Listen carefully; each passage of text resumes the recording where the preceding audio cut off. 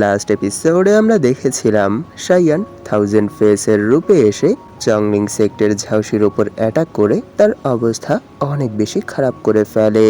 কিন্তু সে তাকে না মেরে সেই ফ্রুট হাসিলের উদ্দেশ্যে সেই গুহায় চলে আসে। আর যখনই সে ইয়াং রুইকে সেই ফ্রুট নিতে দেখে তখন সে তাকে ওয়ার্নিং দিয়ে সেই ফ্রুট নিজেই হাসিল করে নেয়। এটা দেখে ইয়াং রুইউ সেখানে অনেকটা শক হয়ে যায়, কারণ এইসব শেষে শাইয়ান সেখান থেকে কোনো ইনজুরি ছাড়াই তার গন্তব্যের উদ্দেশ্যে রওনা হয়ে যায়। আর সবশেষে আমরা দেখেছিলাম ঝাউসির অবস্থা এতটাই খারাপ ছিল যে সে ঠিক করে মুভও করতে পারছিল না। এই সুযোগকে কাজে লাগিয়ে ইয়াং রয়ু ঝাউসিকে সেইখানেই শেষ করে দেয়। এই এপিসোডের শুরুতে আমরা কাউকে গাছপালার উপর দিয়ে অনেক ফাস্ট ট্রাভেল করতে দেখতে পাই, আর কিছু দূর যাওয়ার পর সে সেই ফরেস্টেরই এক ফাঁকা জায়গায় ল্যান্ড করে। তখনই আমরা জানতে পারি সে শাইয়ান। সে সেখানে এক ইসমাইলের সাথে বলে, সত্যি চংলিং সেক্ট এরকম এক সম্প্রদায় যারা একাই নিজেদের কাছে এই দেশের বড় বড় সেক্টকে দমন করার ক্ষমতা রাখে। এর কারণ তারা সেই টেকনিকের উপর মাস্টারি হাসিল করে যেই টেকনিক সম্পর্কে অনেক বড় বড় সেক্টের মেম্বাররা ভালো করে জানেই না। কিন্তু সত্যি ঝাউসির ভাগ্য অনেক খারাপ ছিল, কারণ তার আর কারোর সাথে না আমার সাথে দেখা হয়ে গিয়েছিল, যার জন্য তার আজ এই অবস্থা হয়েছে। এটা তো হওয়ারই ছিল, কারণ আমি কোনো সাধারণ কাল্টিভেটর না। আমার কাছে এরকম এক স্কিল আছে যার সাহায্যে আমি আমার বডিকে এতটা স্ট্রং করে ফেলেছি যে এই ওয়ার্ল্ডের খুবই অল্প সংখ্যক পার্সনই আমার মতো এত স্ট্রং বডি হাসিল করতে পেরেছে, তাও আমার কাল্টিভেশন লেভেলের 1-2 লেভেল উপরের পার্সন। এর জন্য আমি অনায়াসে শুধু আমার ফিজিক্যাল স্ট্রেংথ ইউজ করেই তার মতো আরো অনেকগুলো ঝাউসিও যদি আমার সামনে চলে আসে তাদের সবাইকে নিমিষের মধ্যেই শেষ করে দিতে পারবো।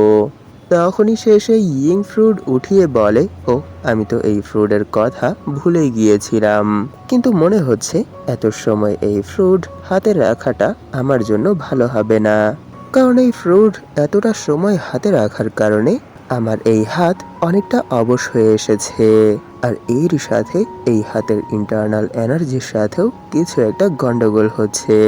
সত্যি যদি আমি দ্য ইমমর্টাল ফিস্ট সেই টেকনিকের উপর মাস্টারি হাসিল না করতাম তাহলে আমি কখনোই এই ফ্রুটটাকে খোলা হাতে ধরার সাহস করতাম না। তখনই সে এই প্রবলেম থেকে বাঁচার জন্য কিউনারকে সামন করে যাতে করে সে এই ফ্রুটটাকে খেতে পারে। আর তখনই আমরা তার ফোরহেড থেকে পিঙ্ক লাইট বের হতে দেখতে পাই, এর মানে পিঙ্ক কিউনার। আর সে সামন হতেই শাইয়ানের সাথে লাভিডাভি করতে শুরু করে, যার জন্য শাইয়ান তার মুখ বন্ধ করার জন্য সে এখানে আর কোনো সময় নষ্ট না করে সেই ফ্রুট তার মুখের ভেতর ঢুকিয়ে দেয়। আর এরই সাথে সে সেখানে একটু শক হয়ে বলে যে সত্যিই আমি জানি না যে তুমি একটা গার্ডিয়ান স্পিরিট, এর মানে এক ঘোস্ট হওয়া সত্ত্বেও এই ফ্রুট কি তুমি খেতে পারবে? এটা কি সম্ভব? তার এতটুকু বলতেই সেখানে কিউন সেই ফ্রুট পুরোপুরি গিলে নেয়, আর সে সেখানে ব্লাশ করতে করতে বলে, হ্যাঁ অবশ্যই আমি এই ফ্রুট অনায়াসে খেয়ে ফেলতে পারবো, তাই আপনাকে এই বিষয়টা নিয়ে টেনশন করতে হবে না, আপনি এটা আমার উপর ছেড়ে দিন। তার এরকম এক্সপ্রেশন আর এসব কথা শুনে শাইয়ান সেইখানে অনেকটা রেগে তার মাথায় ধ্রাম করে এক ঘুষি মারে আর বলে, এই এখনো সময় আছে, নর্মাল হয়ে যাও। আর শাইয়ানের সেই ঘুষির জন্য তার মুখ থেকে সেই ইয়িং ফ্রুটটা বের হয়ে নিচে পড়ে যায়। আর এর কিছুক্ষণ পর কিউনার সেই ফ্রুটটা উঠিয়ে বলে, সত্যি মাস্টার, এই ফ্রুটের ভেতর থেকে যে ইয়িং এনার্জি রিলিজ হচ্ছে সেটা অনেক বেশি পিওর। শুধু পিওরই না, এর পাওয়ারও অনেক বেশি। মনে হচ্ছে যে আমি এখানে অনেক পাওয়ারফুল এক পার্সনের সোল অ্যাবজর্ব করছি। তাই মাস্টার, আমি নিশ্চিত যে যদি আমি এই ফ্রুটের সম্পূর্ণ পাওয়ার অ্যাবজর্ব করে ফেলি তাহলে আমার পাওয়ার এখন যতটা আছে তার থেকে অনেক গুণ বেড়ে যাবে। এইসব বলেই সে সেই ফ্রুটের এনার্জি শুষতে শুরু করে, আর এরই সাথে গ্লুক গ্লুক করে সেই এনার্জিগুলো গিলতে শুরু করে। আর এই প্রসেস কিছুক্ষণ কন্টিনিউ করার পর সে সেই পুরো ফ্রুটই অ্যাবজর্ব করে ফেলে। আর এরই সাথে সে সেখানে এক ইসমাইলের সাথে বলে, সত্যি এখন তো আমি অনেকটা ফ্রেশ ফিল করছি, কিন্তু মাস্টার আমি তো কিছুই বুঝতে পারছি না যে এই পুরো ফ্রুট অ্যাবজর্ব করার পরও কেন আমার বডির মধ্যে কোনো ধরনেরই কোনো পরিবর্তন আসেনি। এটা শুনে সাইয়ান বলে, হ্যাঁ তুমি ঠিক বলেছ, তোমার বডিতে তেমন কোনো পরিবর্তন আসেনি, কিন্তু তুমি শ্যাংগুয়ানদের যেই ফ্রেগমেন্ট অ্যাবজর্ব করেছিলে সেই ফ্রেগমেন্টের পিওরিটি আগের তুলনায় অনেকটা বেড়ে গেছে। তাই আমি ঠিক করে বলতে পারছি না যে সেই ফ্রুট সত্যিই কি তোমার কাজে লেগেছে, নাকি সেটা শুধু সেই ফ্রেগমেন্টটাকে হালকা একটু পিওর করতেই সাহায্য করেছে। এইসব বলেই সাইয়ান সে এখানে তার গাল টেনে বলে, তাহলে কিউনার, এখন যখন তুমি সেই ফ্রুট পুরোপুরি খেয়ে ফেলেছ, তাই এখন তোমার সেই সব কর্মকাণ্ডের হিসাব নেওয়ার পালা। এইসব বলতে বলতে সে সেখানে তার গাল টানতে শুরু করে, যার জন্য সেও সেখানে ব্যথায় কোকাতে শুরু করে। তখনই সাইয়ান সেখানে এক ক্রিপি লুকের সাথে বলে, তুমি কি জানো কিছু সময় আগেই তোমার সেই ব্যবহারের জন্য আমায় কত বড় এক পদক্ষেপ নিতে হয়েছিল? তাই বলো, সেই সময় আমার এত মানা করা সত্ত্বেও তুমি সেই সব কিছু কেন করেছো? এইসব শুনে কিউনার সেখানে অনেক বেশি ভয়ে ভয়ে বলতে শুরু করে, মাস্টার প্লিজ আমাকে সেই ভুলের জন্য ক্ষমা করে দিন। আর এমনিতেও আমি তো সেই সব কিছুই নিজের ইচ্ছায় করিনি। এইসব শুনে সেও তাকে ছেড়ে বলে, হ্যাঁ আমি জানি যে তুমি সেই সব কিছু নিজের ইচ্ছায় করনি, কিন্তু এরপরও যেহেতু তুমি এই সব কিছু করেই ফেলেছো আর এই পুরো ফ্রুটও অ্যাবজর্ব করে ফেলেছো, সেহেতু আমি চাই সেই পাওয়ার ইউজ করে তুমি নিজেকে কন্ট্রোলে রাখার চেষ্টা করো।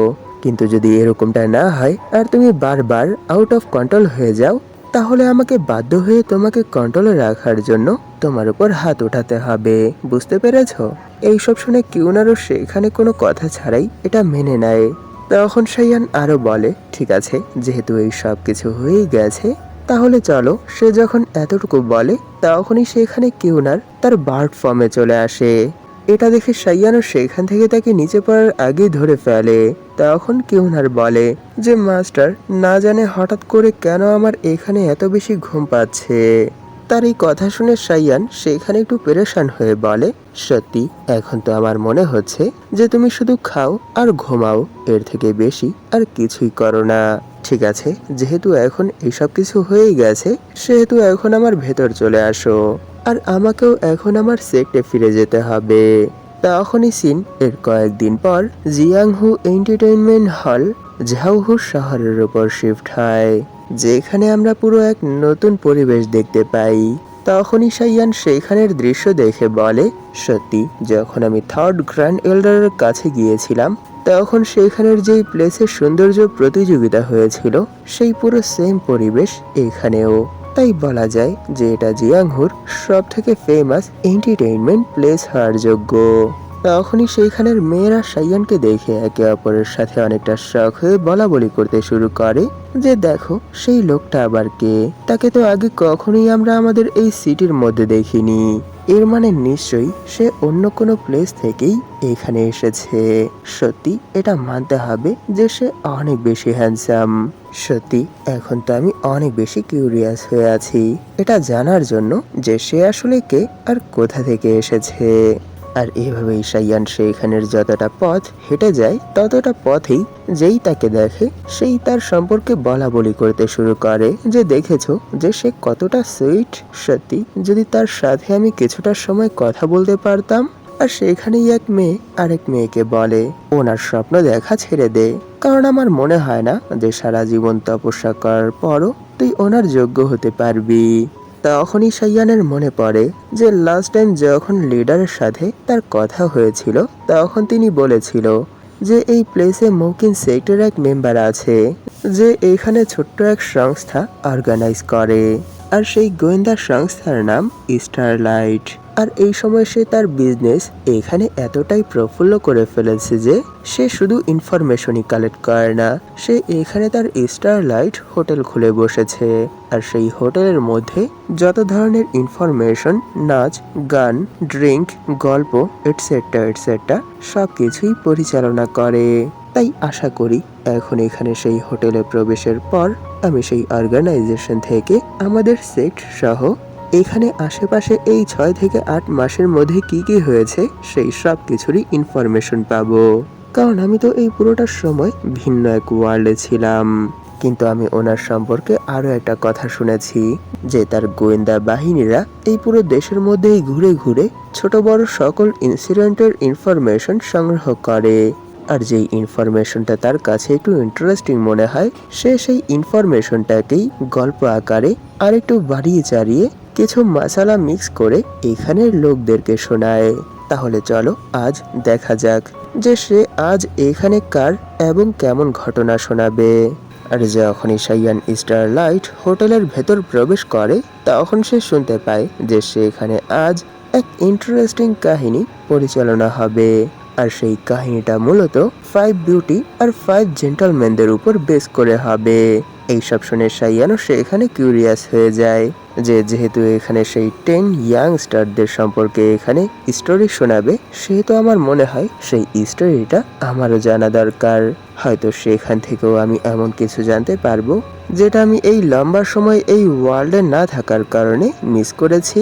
তখনই সে এখানে সেই গল্পকার তার গল্প শুরু করার আগে তাদেরকে সেই গল্পের ছোট্ট একটা ইন্ট্রো দেয় যে এই গল্পটা হবে হান সাম্রাজ্যের মেয়েদের ভালোবাসা সম্পর্কে।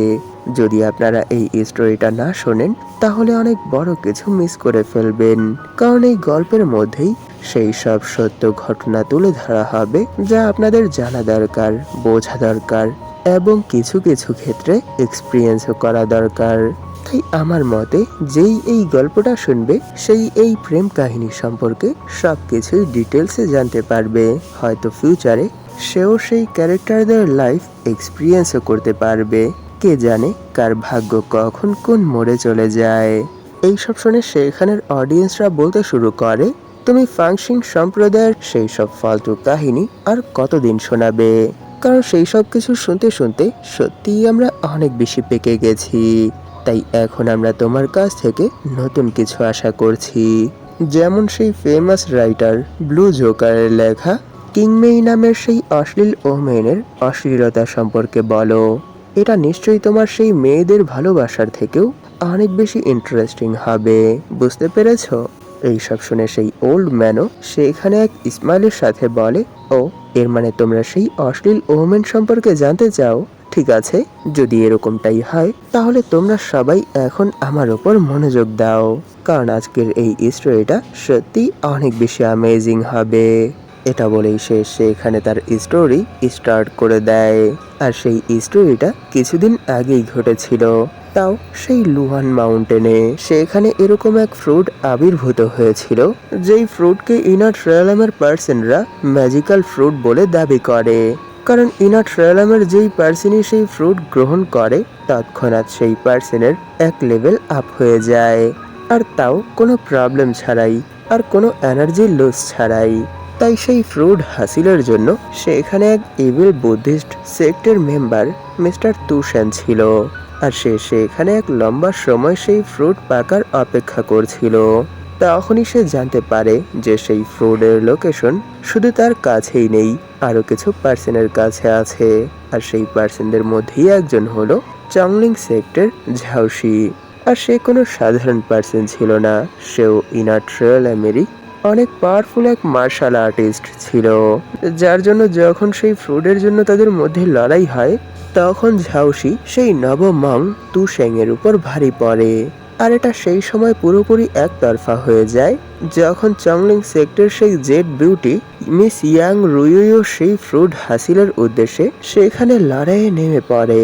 একই সেক্টর এত পাওয়ারফুল দুজন মার্শাল আর্টিস্টকে দেখে সেই ইভিল মং তুশ্যাং ভয়ে সেখান থেকে পালানোর চেষ্টা করে, কিন্তু মিস্টার ঝাউসি সেই মংয়ের এই মুভকেই তার ইনসাল্ট মনে করে, যার জন্য সে তাকে হত্যার উদ্দেশ্যে তার পিছু লেগে যায়। আর যখন সে তাকে প্রায় মেরেই ফেলবে তখনই সেখানে অনেক পাওয়ারফুল এক কাল্টিভেটরের আগমন ঘটে। আর ওনার কি হ্যান্ডসাম চেহারা, কি শক্তিশালী শরীর, চোখে মুখে আর ওনার এক্সপ্রেশনে হাজার রকমের ফিলিংস। কেউ প্রথম দেখা এটা বলতেই পারবে না যে তিনি আসলে কি ভাবছে, কারণ ওনার একই মুখে হাজার রকমের এক্সপ্রেশন, কখনো সুখ, কখনো দুঃখ, কখনো বা অন্য কিছু। নিশ্চয়ই আপনারা সেই শক্তিশালীর ডিসগাইজ সম্পর্কে শোনার পর এই জিনিসটা বুঝে গেছেন যে সেই পার্সন আসলে কে। সে আর কেউ না, যাকে সবাই 1000 ফেস নামে চেনে, সেই 5 জেন্টলম্যানদের মধ্যে একজন, যার নাম জি হুয়াইউ।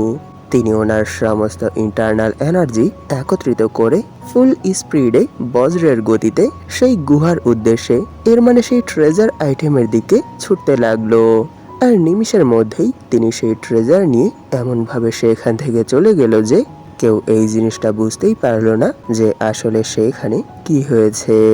এমন কোনো বিষয় না যে সেখানে যারা ছিল তারা অনেক বেশি উইক ছিল, তারাও ইনার্ট রিয়েলমের ফার্স্ট লেয়ারের অনেক স্ট্রং কাল্টিভেটর ছিল। এরপরও তারা থাউজেন্ড ফেসের সামনে কিছু সেকেন্ডও টিকতে পারেনি। সে এমনভাবে এলো আর এমনভাবে গেল যে তারা এই জিনিসটা বুঝেই উঠতে পারলো না যে আসলে তাদের সাথে কি হয়েছে। আর এই সব কিছু দেখে ইভিল জেড বিউটি এই জিনিসটা বুঝে ফেললো যে শুধুই তার রাজধার কাটা না হয়ে সে যা করার তাকে তাই করতে দেওয়া উচিত। আর সে এরকমটা এই জন্য করলো কারণ সে আগে থেকেই থাউজেন্ড ফেস সম্পর্কে জানে যে সে কখনোই নিজের ফেস রিভিল করে কোনো ধরনের কোনো অ্যাকশন নেয় না। যখনই সে কোনো উল্টোপাল্টো কাজ করে তখন সে তার ভিন্ন ভিন্ন রূপে আসে, কিন্তু সেই দিন সে তার চেহারা লুকানোরও চেষ্টা করেনি। সে সিনা চড়া করে এসেছে, যা করার করে সিনা চড়া করে আবার সেখান থেকে চলেও গেছে। এর কারণ থাউজেন্ড ফেস আর আগের মতো নেই। সে যখন ইনার রিয়েলমে পৌঁছেছে তখন সে এতটাই স্ট্রং হয়ে গেছে যে একাই কিছু সেকেন্ডের মধ্যে তাদের মতো কিছু ইনার রিয়েলমের পার্সনকে হারাতে পারবে।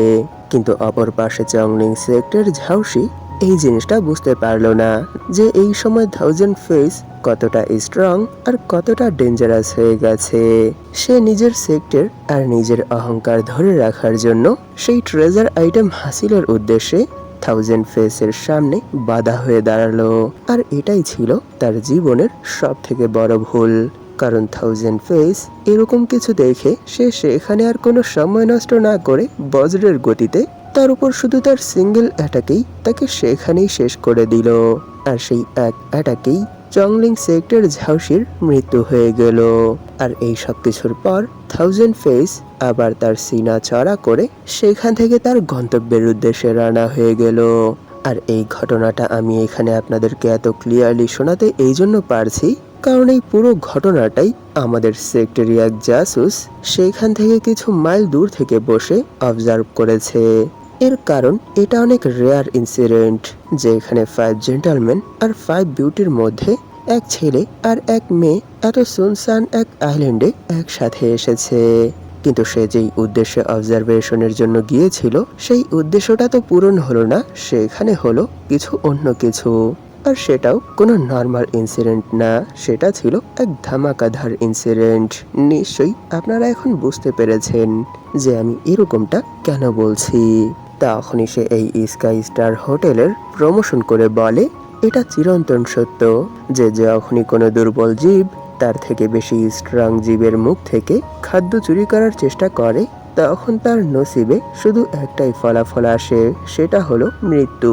যেমনটা আমরা এই ঘটনা থেকে জানতে পেরেছি।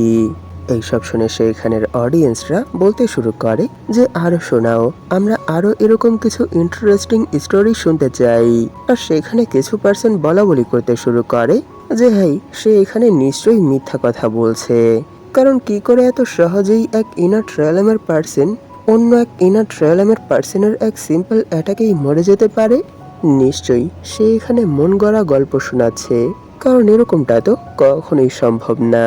আর এই সব শুনে সেখানে দূর থেকে শাইয়ান একটু অকওয়ার্ড লুকের সাথে তরমুজ খেতে খেতে ভাবছিল সত্যি আমি তাদের সম্পর্কে যেমনটা শুনেছিলাম তারা তো ঠিক তেমনই কাজ করছে, কারণ সেই সময় তো আমি শুধু ঝাউসির ওপর আমার একটাই মাত্র অ্যাটাক করেছিলাম আর তাকে অনেকটা ইনজার্ড করে সেখানে ফেলেই চলে এসেছিলাম, কিন্তু সে কি বলল যে আমি তাকে মেরে ফেলেছি। সত্যি আমার মনে হয় না তাদের এইসব আলতু ফালতু কথার উপর আমার তেমন কোনো খেয়াল করতে হবে, কারণ সব থেকে বড় কথা হলো এটা যে যখন আমি এইসব কিছু করেছি তখন আমি আমার রিয়েল অ্যাপিরিয়েন্সে ছিলাম না, আমি থাউজেন্ড ফেসের অ্যাপিরিয়েন্সে ছিলাম। তাই যদি চংলিং সেক্টর মেম্বাররা কাউকে ধরে তাহলে সেই পার্সন আমি হব না, থাউজেন্ড ফেসই হবে। আর অডিয়েন্সদের এইসব কথা শুনে সেই গল্পকার অনেক কনফিডেন্সের সাথে বলে যে না, আমি এখানে আপনাদেরকে যেই স্টোরিটা শুনিয়েছি সেটা কোনো মিথ্যা স্টোরি না, কারণ এই স্টোরিটা আমাদের এই স্কাই স্টার হোটেলের ওনার 500 স্বর্ণমুদ্রার বিনিময়ে তু শ্যাংয়ের কাছ থেকে কিনেছে। তাই আমি আপনাদেরকে এটা গ্যারান্টির সাথে বলতে পারবো যে আজ আমি আপনাদেরকে যে স্টোরিটা শুনিয়েছি সেটা 100% সত্য। এইসব শুনে সাইয়ান বলে, ও এর মানে তু শ্যাংই তাদের কাছে এই তথ্যটা বিক্রি করেছে। কিন্তু সে কি করে এটা বলতে পারে যে সে যেটা দেখেছে সেটাই সব? কারণ সে তো যখন সেখানে আমাদের অর্ধেকটা লড়াই হয়েছে তখনই সেখান থেকে চলে গেছে। সবশেষে কি হয়েছে সে সেই সম্পর্কে কি করে জানবে? সত্যি আমার মতে তাকে এত শিওর হয়ে এত ইম্পর্টেন্ট এক ইনফরমেশন কারোর কাছে বিক্রি করাটা, তাও সম্পূর্ণ ঘটনা না জেনে, এটা আমার কাছে আনফেয়ার মনে হচ্ছে। কিন্তু কোনো সমস্যা নেই, যেটা হয়েছে সেটা ভালোর জন্যই হয়েছে। আমার তো এখানে কোনো নাম গন্ধই নেই। তাই ফিউচারে জংলিং সেক্ট এই বিষয়ের উপর যত অ্যাকশন নেবে সেই সব অ্যাকশন 1000 ফেসের উপরই নেবে। তখনই সেখানে সেই গল্পকার আরো বলে যে কিছুদিন আগেই আমাদের মাস্টার এরকম এক স্টোরি সম্পর্কে জানতে পেরেছে যেটা এখনো পাবলিশড হয়নি। সেটা পাবলিশড হতে আরো কিছুটা সময় দেরি লাগবে, কিন্তু তিনি সেই স্টোরিটাও অনেক দাম দিয়ে কিনে নিয়েছে। এরই জন্য তিনি সেই স্টোরিটাকেই আজ আপনাদের সবার সামনে হাইলাইট করতে বলেছিল। কিন্তু এত ইন্টারেস্টিং এত স্টোরি পাওয়ার পর আজকের দ্বিতীয় গল্পের তালিকায় রেখে দিয়েছে। তাই আমি প্রথমেই আপনাদেরকে বলে দিতে চাই যে এখন আমি আপনাদেরকে যেই স্টোরিটা শোনাতে চলেছি সেটা পুরোপুরি কাল্পনিক। আর এই স্টোরিটাও অনেক বেশি ইন্টারেস্টিং হবে। এরপরও যদি আপনাদের মনে হয় যে এটা কারোর জীবন শৈলীর সাথে মিলে যাচ্ছে, তাহলে সেটা সত্যি অনেক বড় এক কোইন্সিডেন্স হবে। এর থেকে বেশি আর কিছুই না। তাই কিছুক্ষণের মধ্যেই আমরা সেই স্টোরিটাও শুরু করব। এইসব শুনে সেখানের অডিয়েন্সটা অনেক বেশি জোশের সাথে জোরে জোরে বলতে শুরু করে, দ্রুত বলো। আমরা সবাই সেই স্টোরির জন্য পে করতে রাজি আছি। তাই দ্রুত এখন আর এখানে কোনো সময় নষ্ট না করে আমাদেরকে সেই স্টোরিটা শোনাও। এইসব শুনে সে সেখানে তাদের সামনে এক পিকচার নিয়ে আসে, যেই পিকচার নিশ্চয়ই আপনারাও অনেক আগের এক এপিসোডে দেখেছিলেন। তাই আপনারা কি বলতে পারবেন যে এই ছবিটা আপনারা কত নম্বর চ্যাপ্টারে দেখেছিলেন? এর হিন্টের জন্য আমি সেই চ্যাপ্টার থেকেও এই ছবিটা আপনাদের সামনে তুলে ধরবো। তখনই সে সেখানে চিল্লাতে চিল্লাতে বলে, আজ আমি সেই 5 জেন্টালম্যানদের মধ্যে সব থেকে নতুন যেই পার্সনটা আছে তার জীবনশৈলী আপনাদের সামনে তুলে ধরব। যে অনেক বছর আগে যখন সে অনেক বেশি উইক ছিল, সেই সময় সে নিজেকে স্ট্রং করার জন্য নিজেকে এক ইভিল সেক্টের মেম্বারের কাছে বিক্রি করে দিয়েছিল। আর সেখান থেকেই শুরু হয়েছিল তার সফলতার গল্প। এইসব শুনে সাইয়ানের মুখ থেকে চা পানি সে যাই পান করছিল সেই সব কিছুই বের হয়ে যায়। আর এরই সাথে সে সেখানে অনেক বেশি শক হয়ে যায়, কারণ এটা শুনে সেইখানের অডিয়েন্সরা বলা বলি করছিল যে কি তিনি কি এখানে সাইয়ান নামক সেই পার্সনের কথা বলছে যে কিছু সময় আগেই হান ডাইনেস্টির মধ্যে অনেক বেশি ফেমাস হয়েছে, আর যার জায়গান এই সময় সব থেকে বেশি প্রচারিত হচ্ছে। এইসব শুনে তো সাইয়ান সেইখানে অনেকটা শখ হয়ে ভাবতে শুরু করে, কি তারা এখানে কি আলতু ফালতু কথা বলছে? কারণ যদি সত্যি আমি সেই সময় নিজেকে বিক্রি করতাম তাহলে তো আমার মেমোরিতে নিজেকে বিক্রি করার স্মৃতিটাও থাকতো। কিন্তু না, এরকম কিছুই নেই। এর মানে সে এখানে পুরোপুরি বানাওয়াটি গল্প শোনাচ্ছে। তখনই সেই গল্পকার সে এখানে এক ডেঞ্জারাস এক্সপ্রেশনের সাথে বলে যে সেই 5 জেন্টলম্যানদের মধ্যে নতুন যে সেই জেড প্রিন্স মিস্টার সাইয়ান, তিনি নিজেকে বিক্রি করার আগে, এর মানে কাল্টিভেশন শুরু করার আগে থেকেই অনেক বেশি হ্যান্ডসাম ছিল। আর যখন তিনি নিজেকে মোকিন সেক্টের সেই পিওর জেড বিউটি শাও কিউনারের কাছে নিজেকে বিক্রি করে দিয়েছে, এরপর থেকেই তার জীবনের মধ্যে পরিবর্তন আসতে শুরু করেছে। আর সেই পরিবর্তন কোনো সাধারণ পরিবর্তন না। তিনি অনেক অল্প সময়ের মধ্যেই নিজেকে লেভেল আপ করে ফেলেছে। আর তিনি কোনো ছোটখাটো লেভেল আপ করেনি, তিনি অনেক অল্প সময়ের মধ্যেই ইনার ট্রেলামের 9th লেয়ারে পৌঁছে গেছে। আর এরই সাথে অনেক বড় বড় কারনামা করে দেখিয়েছে। কিন্তু সব থেকে বড় ইন্টারেস্টিং বিষয় তো এটা যে প্রায় 1 বছর আগে তিনি ওনার সেক্ট ছেড়ে দেশ বিদেশ ট্রাভেলের উদ্দেশ্যে রওনা হয়ে গিয়েছিল। আর সেই ট্রাভেল টাইমেই তিনি এরকম কিছু করেছে যার জন্য ওনার স্টোরিটা এত বেশি ইন্টারেস্টিং হয়ে উঠেছে।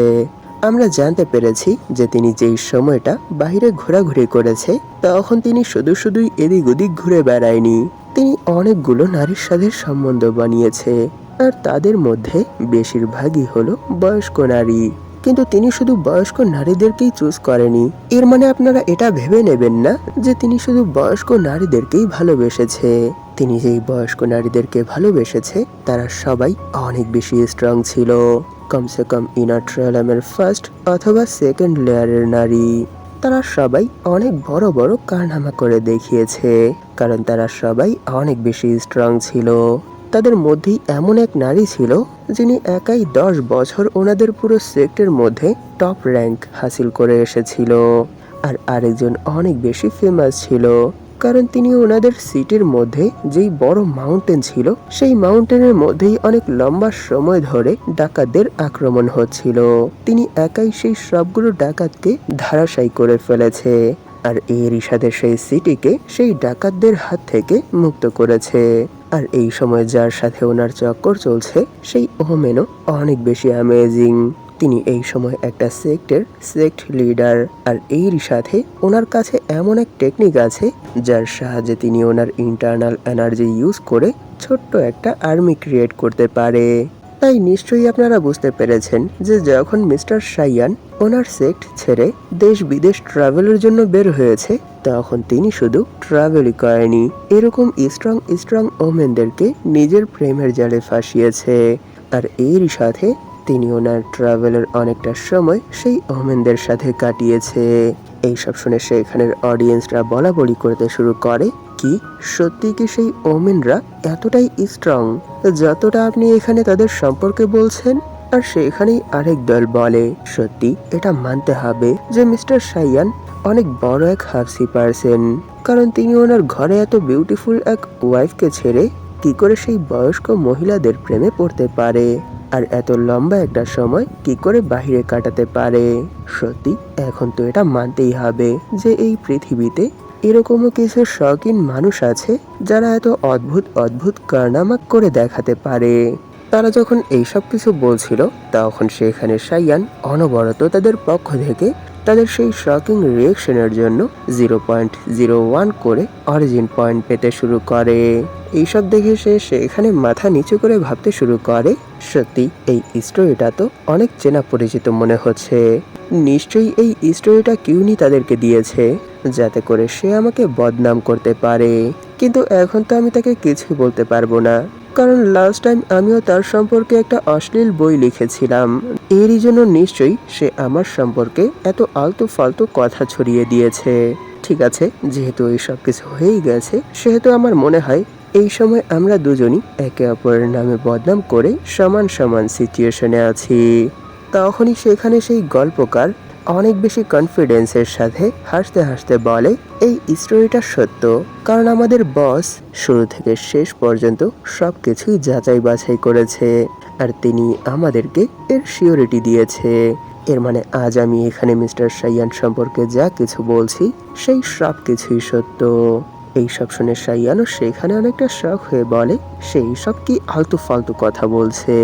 আর এইসব শুনে সেখানের অডিয়েন্সরা বলা বলি করতে শুরু করে, কি এর মানে কি এই স্টোরিটা সত্য?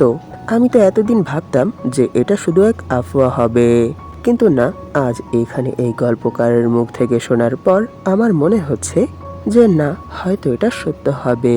কিন্তু এটা কি করে হতে পারে, আর তিনি এরকমটা কেন করেছে? কারণ আমার জানা মতে ওনার ওয়াইফও 5 বিউটির মধ্যেই একজন। তাহলে কেন তিনি নিজের ঘরে এত সুন্দরী এক ওয়াইফ ছেড়ে অন্য মেয়েদেরকে পটানোর জন্য দেশ বিদেশে ঘুরে বেড়াচ্ছে? নিশ্চয়ই যাদেরকে তিনি পটিয়েছে তারা ওনার ওয়াইফের মতো হবে না। এরপরও কেন? এর মানে কি ওনার চয়েস একটু অন্যরকম, নাকি ওনাদের সংসার জীবনে কোনো ধরনের কোনো গন্ডগোল আছে যার জন্য তিনি নিজের হাওয়াস মেটানোর জন্য এই সব কিছু করে বেড়াচ্ছে? সত্যি এখন তো আমার তার ওয়াইফ মিস কিউনের জন্য অনেক বেশি আফসোস হচ্ছে। এখনো সাইয়ান তাদের পক্ষ থেকে অরিজিন পয়েন্ট পাচ্ছে, আর এই সব শুনে সে সেইখান থেকে উঠে যেতে শুরু করে আর বলে, সত্যি এটা মানতে হবে যে এই স্কাই স্টার হোটেল এটা মানুষকে বিনোদন দেওয়ার জন্য অনেক ভালো একটা প্লেস, কারণ তারা এখানে যেই সব স্টোরি শুনিয়েছে সেগুলো সত্যি রিয়েলিস্টিক মনে হচ্ছে। কিন্তু আমি এই জিনিসটা শুধু এই জন্যই ধরতে পেরেছি কারণ এই স্টোরিগুলোর মধ্যে আমিও সম্পৃক্ত আছি। যদি এরকমটা না হতো তাহলে আমিও তার কথা বিশ্বাস করে নিতাম। তখনই সে সেখানে একটু গম্ভীর হয়ে ভাবতে শুরু করে। আমি একটা জিনিস নোটিস করেছি যে যখন তারা আমার কিছুদিন আগের সেই ইনসিডেন্ট এর মানে 1000 ফেসের কথা বলা বলি করছিল, তখন আমি তাদের পক্ষ থেকে কোনো ধরনেরই কোনো অরিজিন পয়েন্ট পাইনি। কিন্তু যখনই তারা সাইয়ান সম্পর্কে বলতে শুরু করেছে, তখন থেকেই আমি তাদের পক্ষ থেকে ভরে ভরে অরিজিন পয়েন্ট পাচ্ছি। এইসব দেখে তো আমি এখন এখানে এই কনক্লুশনেই এসেছি যে যদি আমি কোনো পার্সনের রূপ ধারণ করে কোনো কিছু করি, তখন সেই কাজের জন্য যখন মানুষের মনে কোনো ধরনের কোনো ফিলিংস আসবে, তখন আমি শুধু তাদের পক্ষ থেকেই অরিজিন পয়েন্ট পাবো। কিন্তু যখনই আমি সেই রূপ পরিবর্তন করে ফেলবো, তখন থেকে সেই অরিজিন পাওয়া বন্ধ হয়ে যাবে। কারণ সেই সময় তাদের যত ফিলিংস হবে, সেই সব ফিলিংস সেই পার্সনের জন্যই হবে, আমার জন্য না। আর এই জিনিসটা আমি দুইবার নোটিস করেছি। একবার 1000 ফেসের রূপে এসে, আর দ্বিতীয়বার মং শ্যাংশুর রূপে এসে। তাই এখন আমি এটা বলতে পারবো যে অরিজিন পয়েন্ট কালেক্ট করাটাও অতটা সহজ না। এর জন্য অনেক পরিশ্রম করতে হয়। যত যাই হোক, সেই মাউন্টেনের মধ্যে চংলিং সেক্টর ঝাউসির সাথে যেই ইনসিডেন্টটা হয়েছে, তার পুরো দোষ 1000 ফেসের উপর চলে এসেছে। তাই আমাকে এখন সেই সব বিষয় নিয়ে টেনশন করতে হবে না।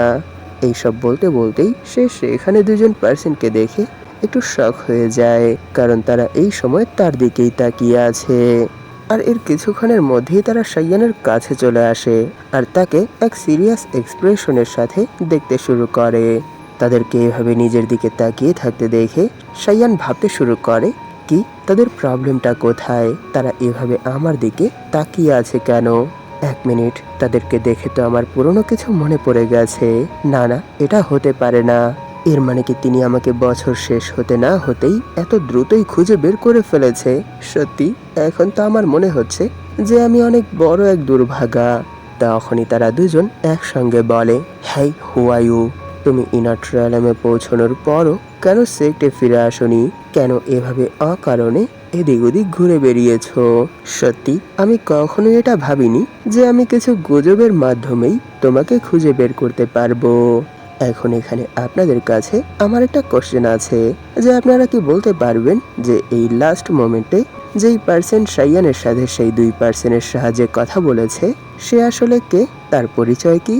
আমার এই কোশ্চেনের সাথেই এপিসোড এখানেই শেষ হয়ে যায়।